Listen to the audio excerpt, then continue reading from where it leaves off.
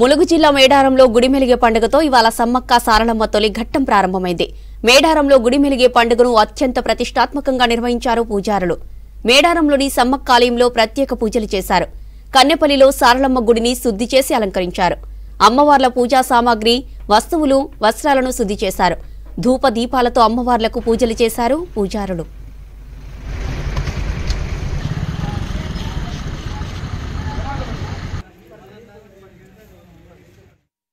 నేను సమ్మక్క పూజారి వడ్డేగా పనిచేస్తాను, దీపధూప నైవేద్య పూజారిగా.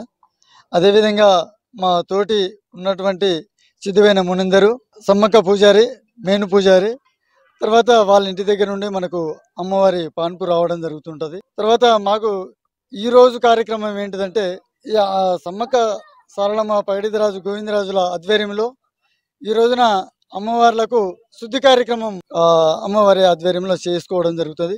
తర్వాత ఈ రోజున మా ఆడబిడ్డలు, తర్వాత మేము కానీ మా ఇంటి శుద్ధి కార్యక్రమం, అమ్మవారి శుద్ధి కార్యక్రమం, ఇవన్నీ నిష్ఠతోటి అమ్మవారికి కార్యక్రమాలు చేయడం జరుగుతుందండి. ఈ రోజున ఇంకోటి ఏంటంటే, అమ్మవారికి ఇంతకుముందు మన పూర్వంలో జరిగినటువంటిది మనకు గుడిసెల గుడారాలతోటి జరిగినటువంటి సందర్భము.